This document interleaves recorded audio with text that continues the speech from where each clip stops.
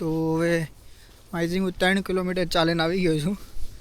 બતાવવા હાટું તમને હવે આઈ થિંક લાસ્ટ છે. હું અહીંથી આગળ તો આઈ થિંક ક્યાંય જાઉં તો પછી સામે નહીં જોઈએ તું, કારણ કે અહીં તું બહુ જોવું પડશે ટેક ઓફ ને લેન્ડિંગ. પણ લેન્ડિંગ તો ખબર નહીં, પણ ટેક ઓફ તો તમને ઇઝીલી બતાવી. પણ હવે લેન્ડિંગ તો તમને કઈ રીતે બતાવું, હું પણ નહીં જોઈએ, કારણ કે મને વધારે જોવાની મજા આવે ટેક ઓફ કરતાં લેન્ડિંગમાં. હવે એક બહુ મોટો પ્રોબ્લેમ થઈ ગયો છે. જો એક આ રસ્તો જાય છે ને એક આ રસ્તો જાય છે, તો હું કન્ફ્યુઝ થઈ ગયો કે કયા રસ્તે જવાનું, અહીંયા જવાનું કે અહીંયા જવાનું. તો હવે પહેલાં આપણે આ બાજુ જવી, કારણ કે આમથી આમ લેન્ડ થતું હતું, તો પહેલાં એક ત્યાં આટો મારતા આવી, અને પછી જો ત્યાં કંઈ ન હોય તો પછી આ રસ્તે જવું પડશે. ચાલો તો હવે જાવી. ઠકાઈ ગયું છે તો વધારે જ આજે ઠકાઈ જાય. તો લેટ્સ ગો.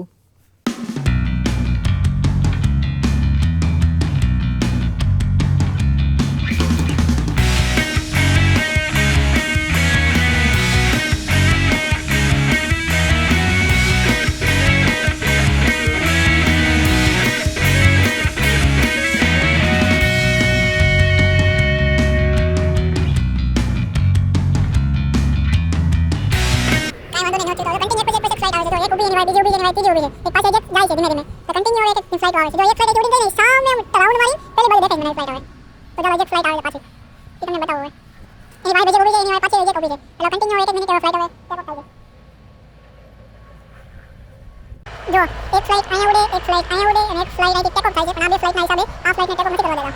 અહીંયા સામે હેલિકોપ્ટર લેન્ડ થયું સામે. આ ફ્લાઇટ ખબર નહીં કઈ રીતે એમ ઉપરથી જાય એમ, અને બીજી ફ્લાઇટ એના હિસાબે ડીલે થતી લાગે છે. કાંઈ વાંધો નહીં, આપણું તો કંઈ ચાલવાનું નથી, આપણે જોવાનું કામ છે તો જોઈ જવી.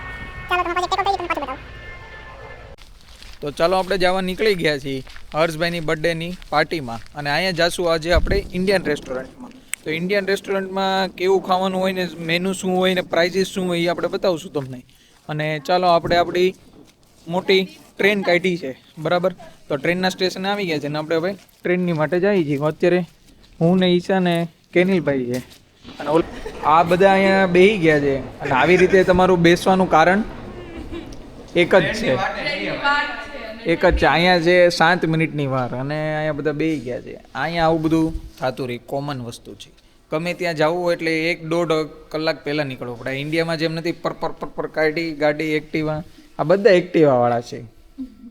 આ 4 વ્હીલ વાળો છે.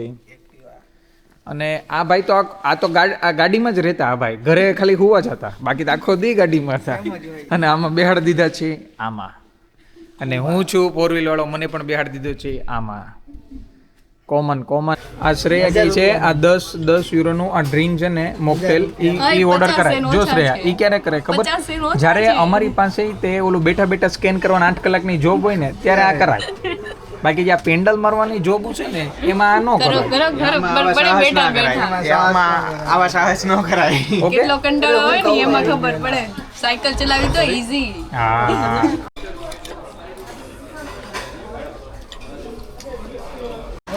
અમારું બિલ આવી ગયું છે 160 યુરો. તો આપણે ધ્રુવભાઈનું પેલું રિવ્યુ લઈએ, કેવું લાગે છે એમને. જમાડ દઉં પછી અમને એમ શું કેવું ભાઈ હવે એવું છે. તો આપણે બીજું રિવ્યુ લઈએ. શ્રેયાબેનનું તમને કેવું લાગે છે 160 યુરો પછી? બહુ ચાલો મનગર 50 જશે 160. ભાઈ તમને કેવું લાગે છે 160 યુરોમાં? સારું જ લાગે ને આપણને. શું છે 160 યુરો ગમે જ ને. હું કહો છો કેનિલભાઈ, તમારો શું રિવ્યુ છે કેનિલભાઈ? જમવાનું બહુ સારું. 160 યુરોમાં એ તો 6 જણા છે એટલે વાંધો નહીં આવે. લગભગ પચશે પટી જાય ને કે ફાકી છે મારા ભાઈ. તો આપણે ધ્રુવભાઈ ફ્લિંકમાંથી ફ્રીનો માલ લઈને આવ્યા છે. એ છે આ રેડબુલ, 8 રેડબુલ, અને આ છે ડેઝર્ટ જેલી ટાઈપ છે.